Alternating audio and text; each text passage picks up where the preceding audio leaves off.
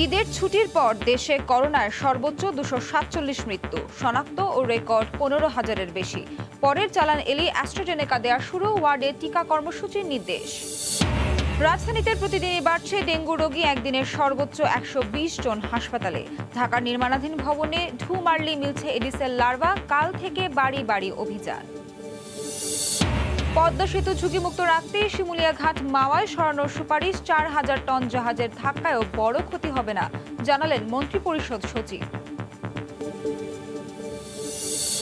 করোনাকালে আয় কমায় প্রতিদিনই বাড়ছে টিসিবি পণ্যের চাহিদা, ভোক্তাদের লম্বা লাইন, বরাদ্দ বাড়ানোর দাবি। মধ্যবিত্ত পরিবারের লোকজন আমরা যারা যাবোটা কোথায়? শরীরে ঘাম এরম বের হয়ে যাচ্ছে প্রথম আজকে। এবং কাপড়ের ভাঁজে ভাঁজে প্রায় 2.5 কোটি টাকা মূল্যের বিদেশি মুদ্রা পাচারের চেষ্টা, একজন গ্রেফতার। সৌদি ফেরত ফ্লাইট থেকে 4 কেজি স্বর্ণ উদ্ধার।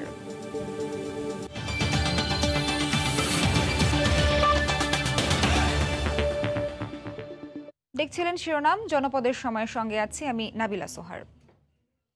ঈদের ছুটির পরপরই করোনায় একদিনে মৃত্যু ও শনাক্তের রেকর্ড দেখল দেশ। সবশেষ 24 ঘন্টায় সারা দেশে মারা গেছেন সর্বোচ্চ 247 জন। দেশে প্রথমবার 250,000 নমুনা পরীক্ষায় শনাক্ত হয়েছেন 15,192 জন। বিধিনিষেধ না মানলে পরিস্থিতি আরও ভয়াবহ আকার ধারণ করবে বলে হুঁশিয়ারি দিয়েছেন স্বাস্থ্যমন্ত্রী। এদিকে শিল্প কারখানা খুললে ব্যবস্থা নেয়ার কথা জানিয়েছেন জনপ্রশাসন প্রতিমন্ত্রী। অনিশ্চয়তা কাটিয়ে দেশে আসতে শুরু করেছে টিকা। অক্সফোর্ডের 3 কোটি, সিনোফার্মের 3 কোটি, জনসনের 7 কোটি, রাশিয়ার 1 কোটি, কোভ্যাক্সের মাধ্যমে 6 কোটি 80 লাখ, প্রায় 21 কোটি ডোজের মাধ্যমে দেশের 80% মানুষকে টিকার আওতায় আনার পরিকল্পনা সরকারের। তৃণমূল পর্যায়ে টিকা নিশ্চিতে বাড়াতে হবে সক্ষমতা। ওয়ার্ড পর্যায়ে কেন্দ্র বাড়ানোর পাশাপাশি সহজলভ্য করতে হবে করোনা পরীক্ষা, চিকিৎসা ও টিকাদান। সোমবার মন্ত্রিপরিষদ বৈঠকে এই নির্দেশনা দেন প্রধানমন্ত্রী শেখ হাসিনা। ভ্যাকসিনেশন কার্যক্রমটা জানি ওয়ার্ডে থেকে শুরু হয়ে যায়, ওয়ার্ড, ইউনিয়ন, উপজেলা এবং ওয়ার্ডে যে সমস্ত বয়স্ক লোকরা আছে সেই বয়স্ক লোকদেরকে ভ্যাকসিনেট করার ব্যবস্থা করা। বৈঠকে গুরুত্ব পায় কঠোর বিধিনিষেধ মানানোর বিষয়টিও। কোথাও লকডাউন না মানলে তাদের বিরুদ্ধে আইনানুগ ব্যবস্থা নেওয়ার কথা জানান জনপ্রশাসন প্রতিমন্ত্রী। বিধিনিষেধের আওতার মধ্যে যেগুলো আছে পর্যবেক্ষণ করছি যে কারা খুলছে, এবং সেটা যদি কেউ খুলে থাকে এরকম যদি ফাইন্ডিংস পাওয়া যায় তাদের বিরুদ্ধে আইনানুগ ব্যবস্থা নেওয়া হবে। লকডাউন মানাবার জন্য যারা দায়িত্ব আছে তাদেরকে আরো কঠোর হইতে হবে। জরিমানাও করা হচ্ছে, জেলেও পাঠানো হচ্ছে, তারপরেও এটা মানছে না, কিন্তু এটা মানাতে হবে। এটা ছাড়া দেয়ার ইজ নো অল্টারনেটিভ। জনগণ যদি সচেতন না হয় তাহলে পরে তো আপনার ভয়াবহ পরিণতি, আপনার হাসপাতালে জায়গা হবে না, আপনার ইকোনমিতে এফেক্ট করে যাবে। স্বাস্থ্যমন্ত্রী আরো জানান, ভারত থেকে প্রতি সপ্তাহে 200 টন অক্সিজেন আসবে। এছাড়া পুলিশ ভেরিফিকেশন ও মৌখিক পরীক্ষা ছাড়াই দ্রুত 4,000 চিকিৎসক ও 4,000 নার্স নিয়োগ দেওয়া হবে। আমাদের পুলিশ বাহিনী, আর্মি। এহসান জুয়েল, সময় সংবাদ, ঢাকা। হাসপাতালে মিলছে না শয্যা, করোনায় আক্রান্ত মুমূর্ষু রোগী নিয়ে বাড়ি ফিরে যেতে বাধ্য হচ্ছেন অনেকেই। জেলা হাসপাতালগুলোতে গ্রামের অনেক রোগী আসছেন শেষ মুহূর্তে। ব্যুরো ও জেলা প্রতিনিধিদের পাঠানো তথ্য ও ছবিতে রিপোর্ট। দেশজুড়ে করোনা ভাইরাস ভয়াবহ রূপ নিয়েছে। জেলার হাসপাতালগুলোতে গ্রামের অনেক রোগী আসছেন শেষ মুহূর্তে। মানুষের অসচেতনতায় বেড়েই চলেছে সংক্রমণ। শয্যা আর অক্সিজেন সংকটে এক হাসপাতাল থেকে আরেক হাসপাতাল রোগী নিয়ে ছুটছেন স্বজনরা। আমাদের যে ওয়ার্ডে আছে রোগীর প্রচুর চাপ, আমরা বেড পাই নাই, তো আমরা কিন্তু ফ্লোরে আছি। আইসিইউতে বর্তমানে যে সিরিয়াল আছে, সিরিয়াল দেখতে দেখতে অনেক রোগী মারা যেতেছে। মানে সিরিয়াল দেওয়ার পরে সিরিয়াল পাই না, রোগী মৃত হয়ে যায়। 24 ঘন্টায় সবচেয়ে বেশি মারা গেছেন ঢাকা বিভাগে 72 জন, এরপরই চট্টগ্রামে মারা গেছেন 61 জন। চট্টগ্রাম বিভাগে করোনার নতুন হটস্পট কুমিল্লায় মারা গেছেন 27 জন, সিলেট বিভাগে 14 জন মারা গেছেন। 24 ঘন্টায় খুলনা বিভাগে 46 ও জেলায় 7 জন মারা গেছেন করোনায়। 945টি নমুনা পরীক্ষায় শনাক্ত 253 জন। রাজশাহী বিভাগে 21 জন ও মেডিকেল কলেজে 7 জনের মৃত্যু হয়েছে, তবে শনাক্তের হার ও রোগী ভর্তির সংখ্যা কমেছে। বগুড়ায় মারা গেছেন 2 জন। অনেক দর্শনার্থী আসে, একটা রোগীর সাথে 4 জন 5 জন করে অলরেডি ঢুকে যাচ্ছে। আইসিইউ কেবিন এর পর্যাপ্ত প্রয়োজন। বরিশাল বিভাগে করোনায় 12 জন ও জেলায় 2 জন মারা গেছেন। বিভাগে সর্বোচ্চ মারা গেছে বগুড়ায় 7 জন। শনাক্তের হার সর্বোচ্চ 48.67%। আইসি আমার বাবার জন্য আমরা আজকে 10 দিন অনেক চেষ্টা করতেছি কিন্তু পাই না। করোনার হটস্পট কুষ্টিয়ায় 12 ও যশোরে 9 জনের মৃত্যু হয়েছে। দুটি জেলাতেই শনাক্তের হার প্রায় 35%। ওষুধপত্রগুলো যদি সরকার কর্তৃক দেওয়ার ব্যবস্থা থাকে তাহলে চিকিৎসা করাটা মানুষের জন্য খুব সহজ হয়ে যায়। এছাড়া 24 ঘন্টায় করোনায় গাজীপুরে 9, চাঁদপুরে 8, দিনাজপুরে 3, টাঙ্গাইলে 6, রংপুরে 7 ও চুয়াডাঙ্গায় 2 জন মারা গেছেন। আহসানুল করিম, সময় সংবাদ। এদিকে প্রধানমন্ত্রীর নির্দেশ অনুযায়ী ওয়ার্ডে ওয়ার্ডে টিকা কর্মসূচি সম্প্রসারণে প্রস্তুতি শুরু করেছে স্বাস্থ্য অধিদপ্তর। মাসে 1 কোটি মানুষকে টিকা দিতে ওয়ার্ড পর্যায়ে কেন্দ্র সম্প্রসারণের পাশাপাশি কর্মসূচিতে যুক্ত করা হচ্ছে ইপিআই কর্মীদের। এদিকে দ্বিতীয় চালান এলেই অ্যাস্ট্রাজেনেকা টিকাদান শুরু করবে স্বাস্থ্য অধিদপ্তর। ফারুক ভুঁইয়া রবিনের রিপোর্ট। দেশে সব কেন্দ্রে এখন বন্ধ অ্যাস্ট্রাজেনেকার টিকাদান। দ্বিতীয় ডোজের অপেক্ষায় 15,22,000 মানুষ। আশার আলো জাগাচ্ছে কোভ্যাক্সের আওতায় জাপান থেকে আসা প্রায় 2.5 লাখ ডোজ অ্যাস্ট্রাজেনেকা। মাসখানেকের মধ্যে আরও 37 লাখ আসার কথা। দ্বিতীয় ধাপে অ্যাস্ট্রাজেনেকা প্রদানে এখনও চূড়ান্ত হয়নি কর্মপরিকল্পনা। সম্ভাবনা আছে আগামী সপ্তাহে দ্বিতীয় ডোজ দেওয়া শুরু করার। তবে কার্যক্রম সাবলীল রাখতে পরবর্তী চালানের অপেক্ষায় স্বাস্থ্য অধিদপ্তর। কিভাবে আমরা দিব এইটার এখন পরিকল্পনা চলছে এবং এইটা এই সপ্তাহে আমরা ফাইনাল করে ফেলতে পারবো। কারণ অল্প কয়টা দিয়ে শুরু করলে বাকিদের মধ্যে একটা হইচই লাগবে, কে আগে দিবে কে পরে দিবে। আর বাকি যেটুকু আমরা এক্সপেক্ট করি এটা যদি এসে যায় একসঙ্গে আমরা শুরু করি তাইলে হ্যাসেলটা কম হয়। এদিকে আগামীতে প্রতি মাসে 1 কোটি মানুষকে টিকা দেওয়ার পরিকল্পনা বাস্তবায়নে ওয়ার্ড পর্যায়ে কেন্দ্র সম্প্রসারণের কাজ চলছে বলে জানায় স্বাস্থ্য অধিদপ্তর। পাশাপাশি সম্প্রসারিত টিকাদান কর্মসূচি ইপিআই কর্মীদেরও যুক্ত করা হচ্ছে কার্যক্রমে। এইবারের যে অ্যাডাল্ট ভ্যাকসিনেশন কর্মসূচি সেই কর্মসূচিতে কিন্তু এই যে আমাদের দক্ষ যে জনগোষ্ঠীটি আছে তারা কিন্তু এখনো এখানে কাজ করতে শুরু করেননি। এটি কেবলমাত্র কিন্তু হাসপাতাল ভিত্তিক বিভিন্ন প্রতিষ্ঠান ভিত্তিক করা হয়েছে। এই সংখ্যাটার সঙ্গে যদি আমরা আমাদের প্রচলিত ইপিআই কর্মসূচিতে যারা কাজ করেন তাদেরকে আপনি অন্তর্ভুক্ত করে নেন তাহলে 1 কোটি টিকা দিতে পারবার আশাটি মোটেও উচ্চাসা নয়। এটি খুবই স্বাভাবিক একটি ঘটনা। এইটি দেবার মতন সক্ষমতা আমাদের আছে। এদিকে টিকা নেয়ায় আগ্রহ বাড়াতে আগস্টের দ্বিতীয় সপ্তাহে চলবে 6 দিনব্যাপী প্রচারণা। সে সময় কেবল জাতীয় পরিচয়পত্র দেখিয়ে টিকা নিতে পারবেন 60 লাখ মানুষ। ফারুক ভুঁইয়া রবিন, সময় সংবাদ, ঢাকা। করোনার মধ্যেই ডেঙ্গুর হানা। গত 24 ঘন্টায় রেকর্ড 123 জন হাসপাতালে ভর্তি হয়েছেন, যাদের মধ্যে 120 জনই রাজধানীর। কিন্তু রোগী বাড়লেও বাড়েনি সচেতনতা। বিশেষ করে নির্মাণাধীন ভবনগুলোতে গেলেই মিলছে এডিসের লার্ভা। চাপ সামলাতে বেগ পেতে হচ্ছে হাসপাতালগুলোকে। কীটতত্ত্ববিদরা বলছেন, এডিস নিয়ন্ত্রণে জনসম্পৃক্ততা নিশ্চিত করতে না পারলে সফলতা আসবে না। এদিকে কাল থেকে বাড়ি বাড়ি গিয়ে 2 সিটিতে অভিযান শুরু করবে তারা। তাজওয়ার মাহমুদের রিপোর্ট। এই করোনা মহামারীতেই নগর জুড়ে নতুন আতঙ্ক ডেঙ্গু। স্বাস্থ্য অধিদপ্তরের হিসেবেই গত 2 দিনে রাজধানীতে ডেঙ্গু নিয়ে হাসপাতালে ভর্তি হয়েছেন 209 জন। পরিস্থিতি কিছুটা আঁচ করতে পেরেই এরই মধ্যে এক দফা ক্রাশ প্রোগ্রামও করেছে 2 সিটি কর্পোরেশন। তবু সুফল মিলছে কই? বিশেষ করে নির্মাণাধীন ভবনগুলোতে ঢু মারলেই মিলছে এডিসের লার্ভা। কিছু নির্মাণাধীন ভবন তারা খুবই অসতর্ক। আমাদের এই এত কোটি কোটি টাকার প্রোগ্রাম তারা জাস্ট ব্যর্থ করে দিচ্ছে। এখানে যেটা পাওয়া গেছে এডিস মশার লার্ভা এবং খুবই পরিণত অবস্থায়, যেটা হয়তো আজকে কালকে এরা মানুষকে কামড়াতো। তো এই জন্য আমরা তাদেরকে 1 লক্ষ টাকা জরিমানা করছি এবং এটা সবার জন্য একটা মেসেজ। লকডাউনের কারণে কোনো অসচেতনতার কারণে এটা হয়ে গেছে। চলতি মাসে হাসপাতালে ভর্তি হয়েছেন 1000-এর বেশি রোগী। এর মধ্যে সবশেষ 24 ঘন্টায় হাসপাতালের বিছানায় ডেঙ্গু নিয়ে লড়ছেন প্রায় 700 জন। রোগীদের প্রতি পরামর্শ হচ্ছে যে জ্বরের শুরুতেই এটাকে অবহেলা না করে দ্রুত চিকিৎসকের সাথে পরামর্শ করে প্রয়োজনীয় পরীক্ষা নিরীক্ষা করে এটা ডেঙ্গু কিনা এটা পৃথক করা। কীটতত্ত্ববিদরা বলছেন, কেবল অভিযানে মিলবে না সুফল, দরকার সমন্বিত উদ্যোগ। আইনের একটা প্রয়োগ যে চাপ, সেটারও দরকার আছে, কিন্তু শুধু আইন দিয়ে সব কিছু হবে না আর কি। এটা একটা সম্মিলিত ইন্টিগ্রেটেড অ্যাপ্রোচ নিতে হবে আর কি। সোমবার রেকর্ড 123 জন ডেঙ্গু রোগী হাসপাতালে ভর্তি হয়েছেন, যাদের মধ্যে 120 জনই রাজধানীর। এখন পর্যন্ত ডেঙ্গুতে 3 জনের মৃত্যুর খবর নিশ্চিত করেছে স্বাস্থ্য অধিদপ্তর। তাজওয়ার মাহমুদ, সময় সংবাদ, ঢাকা। পদ্মা সেতুর খুঁটিতে ফেরির ধাক্কার ঘটনায় গঠিত তদন্ত কমিটি 3টি সুপারিশ করেছে। এর মধ্যে সবচেয়ে গুরুত্বপূর্ণ হচ্ছে সেতুকে ঝুঁকিমুক্ত রাখতে মুন্সিগঞ্জের শিমুলিয়া বা মাদারীপুরের বাংলা বাজার ঘাটকে সরিয়ে নেওয়া। এ অবস্থায় আগের মাওয়াতেই ঘাট স্থানান্তর সহজ ও বেশি উপযোগী বলে মনে করেন সংশ্লিষ্টরা। আবু সাইদের ক্যামেরায় নাসিরুদ্দিন উজ্জ্বলের রিপোর্ট।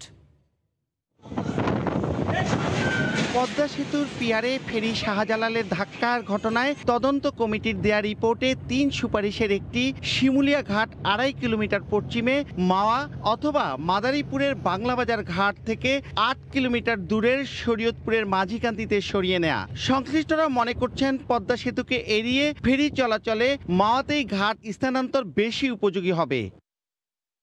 চ্যানেলটা পরিবর্তন করে দিলে সেতুর নিরাপত্তাটা নিশ্চিত, কারণ এই পদ্মা সেতু চালু হয়ে গেলে এই ফেরি সার্ভিসও বন্ধ হয়ে যাবে, তাই না? সবচেয়ে আগে তো আমাদের পদ্মা সেতুর নিরাপত্তা এবং পদ্মা সেতু বিষয়ক কার্যক্রম, সেটাকে আমরা গুরুত্ব দিয়ে ঘাট স্থানান্তর করাটাকে আমরা বিবেচনা করব। বিশেষজ্ঞরা বলছেন উজানে থাকা বাংলাবাজার ঠিক রেখে শিমুলিয়াকে সরিয়ে উজানে আনাই যুক্তিযুক্ত। মাঝিকান্দিকে সরালে বিড়ম্বনা, ব্যয় ও সময় বাড়বে। কাঁঠালবাড়ি ফেরিঘাট দুটি পদ্মা সেতুর আপস্ট্রিমে আছে। এখন মাঝিকান্দিতে যদি ফেরি স্থানান্তর করা হয় তাহলে ফেরি আটকে যাওয়ার সম্ভাবনা থাকবে এবং যাত্রীদের দুর্ভোগ অনেক বেশি বৃদ্ধি পাবে। অপর দুটি সুপারিশের মধ্যে রয়েছে পদ্মা সেতুর পাইল ক্যাপে রবার স্থাপন অথবা শিমুলিয়া বাংলা বাজার রুটের দুর্বল ফেরি সরিয়ে স্রোতের সাথে পাল্লা দিতে সক্ষম ফেরি চালানো। পদ্মা সেতু কর্তৃপক্ষ মনে করে ঘাট স্থানান্তরের ব্যাপারে আপত্তি থাকার কথা নয়। তারা যদি কোনো পরামর্শ দেয় সেটা আমরা ওদের একটা জবাব, আমাদের যুক্তিসঙ্গত জবাব আমরা দিব যদি আমাদের কোনো ইনভলভমেন্ট থাকে। শিমুলিয়ায় ঘাট স্থানান্তর হয় 2014 সালে। এর আগে ঘাটটি প্রায় 4 বছর ছিল মাওয়া চৌরাস্তার কাছে। 1986 সালে প্রথম চালু হওয়ার পর 2 যুগ ধরে এখানেই ছিল মাওয়া ঘাট। এটি সরিয়ে নেওয়ার প্রায় 11 বছর পরে আবার ফিরিয়ে আনার কথা উঠেছে।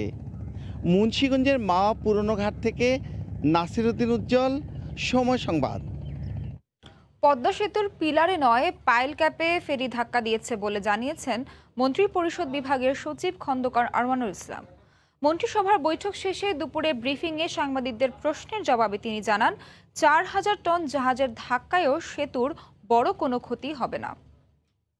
পদ্মা সেতুর পিয়ারের সাথে ধাক্কা খাওয়ার সম্ভাবনা খুবই কম, কারণ পিয়ারের বাইরে 25 ফিট রেডিয়াস। পদ্মাতে আমরা 4টা ইঞ্জিনিয়ারিং সেফটি নিয়ে আমরা কাজ করছি।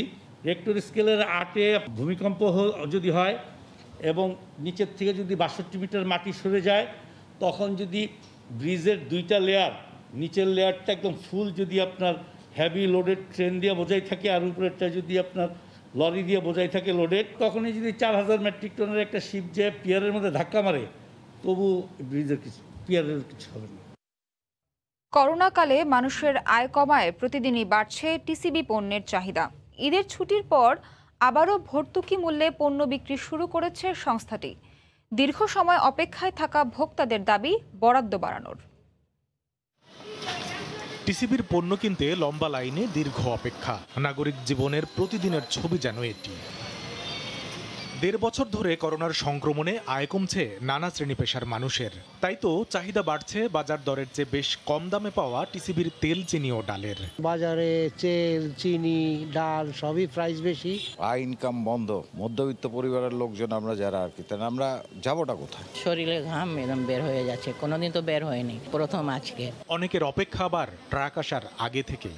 আসবে কিনা, এই জায়গাটাও আসবে কিনা সেটাও ঠিক নেই, কিন্তু আমরা আশা নিয়ে বসে আছি। দোকান থেকে যেরকম কিনে এখানে তাও একটু কম প্রাইসে পাওয়া যায়, সো এটাই। কোনো অভিযোগ নেই তাদের, তবে যেন খালি হাতে ফিরতে না হয় সেই আকুতি সংসার খরচের হিসাব মেলাতে হিমশিম খাওয়া নগরবাসীর। সিরিয়াল বাই সিরিয়াল যাচ্ছি, দিয়ে দিচ্ছে। তেলের দাম এখানে কম, ডাল, চিনি যা দিচ্ছে বাজারে এই সব জিনিসেরই দাম অনেক বেশি। দেখা যায় যে অনেক লাইন, পিছনের লোকগুলো দাঁড়ায় আছে, পণ্যগুলো পাচ্ছে না। এটা বৃদ্ধি করলে আরো ভালো হতো। ডিলাররা বলছেন ভোক্তারা শৃঙ্খলা মানলে সহজ হবে বেশি মানুষের হাতে পণ্য পৌঁছে দেয়া, আর অনিয়ম পেলে কঠোর ব্যবস্থা নেওয়ার হুঁশিয়ারি টিসিবির। যদি পণ্যটা সুশৃঙ্খলভাবে নেয় তাহলে আমাদের যে ওয়ার্কাররা আছে তাদেরও দিতে সুবিধা হয়। ট্রাকসেলের সংখ্যা বৃদ্ধির চেয়ে বেশি আমরা জোর দিয়েছি দিনটা বৃদ্ধি করার জন্য। দিনটা বৃদ্ধি করলে বেশি সংখ্যক মানুষকে আওতায় আনা যাবে। আরেকটা কাজ করেছি ইনটেক বোতলটার মুখটা খুলে দিয়ে আবার লাগিয়ে দেওয়ার জন্য। এটা দোকানে গিয়ে সে আর বিক্রি করতে পারবে না, লুজ বোতল হয়ে যাবে। প্রতি কেজি ডাল চিনি 55 টাকায় এবং 100 টাকা লিটারে সয়াবিন তেল পাচ্ছেন ভোক্তারা। দেশব্যাপী 450 ট্রাকে চলমান এই কার্যক্রম শেষ হবে আগামী মাসের শেষ সপ্তাহে। কামরুল হাসান সবুজ, সময় সংবাদ, ঢাকা।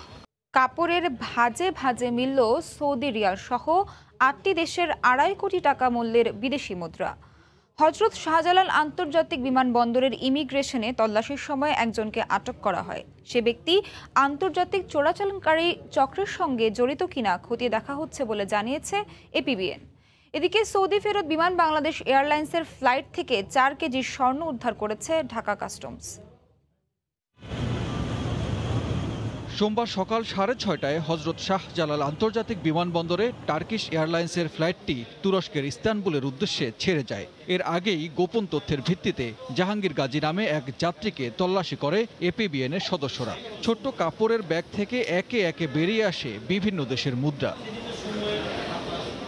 এয়ারপোর্ট আর্মড পুলিশ জানায়, কাপড়ের ব্যবসায়ী গাজী আন্তর্জাতিক চোরাচালান চক্রের সদস্য কিনা খতিয়ে দেখছেন তারা। প্রায় 11,20,000 সৌদি রিয়াল তার কাছে পাই, যার সব মিলিয়ে বাজারে বাংলাদেশি টাকায় যার মূল্য দাঁড়ায় প্রায় 2.5 কোটি টাকা। ইস্তাম্বুল থেকে ইজিপ্টেরও এক টিকিট কাটা আছে তার। তো আমরা বলতে পারি যে উনি হয়তো সর্বশেষ মিশরে যেতে চাচ্ছিল। কিভাবে অর্থটা আসলো এবং এটা কিভাবে কোন কাজে খরচ হতো সেটাও আসলে তদন্ত সাপেক্ষে বুঝতে পারবো আমরা। আটক ব্যক্তির কাছ থেকে জব্দ করা মালামাল ও মুদ্রা ঢাকা কাস্টমস কর্তৃপক্ষের কাছে হস্তান্তর করা হয়েছে। ফরেন এক্সচেঞ্জ রেগুলেশন একটা আছে যে সে এই $10,000 বেশি সে নিতে পারবে না। সে কেন আনলো এটা আমরা তার কাছ থেকে জেনে শুনে তারপরে আমরা আমাদের আইন অনুযায়ী তাকে ব্যবস্থা নিব, দরকার হলে রাষ্ট্রের অনুকূলে বাজেয়াপ্ত করব। স্বর্ণ ও বিদেশি মুদ্রা চোরাকারবারীরা তুরস্ক রুটে সক্রিয় আছে বলে ধারণা আইন শৃঙ্খলা রক্ষা বাহিনীর। এদিকে দুপুরে হজরত শাহজালাল আন্তর্জাতিক বিমানবন্দরে সৌদি আরব থেকে বাংলাদেশগামী বিমান বাংলাদেশ এয়ারলাইন্সের একটি ফ্লাইট থেকে 3 কোটি টাকা মূল্যমানের 4 কেজির বেশি স্বর্ণসহ এক যাত্রীকে আটক করে ঢাকা কাস্টমস হাউস। সানবীর রূপল, সময় সংবাদ, ঢাকা। করোনাকালে স্বাস্থ্য খাতে দুর্নীতি মানুষের জীবনকে ঝুঁকির মুখে ফেলেছে বলে মন্তব্য করেছেন বিএনপি মহাসচিব মির্জা ফখরুল ইসলাম আলমগীর। দুপুরে এক ভার্চুয়াল আলোচনায় তিনি অভিযোগ করে বলেন, সরকারের অপরিকল্পিত বিধিনিষেধ মানুষের জীবিকা কেড়ে নিচ্ছে। তাদের উদাসীনতা, তাদের অযোগ্যতা, তাদের ব্যর্থতা, তাদের দুর্নীতি আজকে দেশের মানুষের জীবনকে বিপন্ন করে ফেলেছে, জীবিকাকে বিপন্ন করে ফেলেছে। এই যে অপরিকল্পিত লকডাউন এবং সমস্ত ব্যবস্থা নিচ্ছে, হাসপাতালে বেড নেই, অক্সিজেন নেই, আইসিইউ বেড নেই এবং ওষুধ নেই। এই যে একটা অবস্থা সৃষ্টি করেছে, তাদের কোনো জবাবদিহিতা নেই। তথ্যমন্ত্রী ডক্টর হাসান মাহমুদ বলেছেন, লকডাউন নিয়ে বিএনপি এক এক সময় এক এক ধরনের কথা বলে। পরিকল্পিত লকডাউন কোনটি তা নিয়ে বিএনপি নেতাদের কাছে জানতে চান তিনি। দুপুরে সচিবালয়ে তিনি একথা বলেন। আর লকডাউন নিয়ে এক এক সময় এক এক ধরনের কথা বিএনপির পক্ষ থেকে বলা হচ্ছে। লকডাউন দেওয়ার আগে বলা হচ্ছিল যে দেশে কঠোর লকডাউন দেওয়া দরকার, বিএনপির পক্ষ থেকে বলা হয়েছে। আবার লকডাউন দেওয়ার পর বলেছে এবং বলছে যে এই লকডাউন অপরিকল্পিত। তাহলে পরিকল্পিতটা কি, সেটা একটু প্রেসক্রিপশনটা দিক না। সিলেট 3 আসনের উপনির্বাচন 5 আগস্ট পর্যন্ত স্থগিত করেছেন হাইকোর্ট।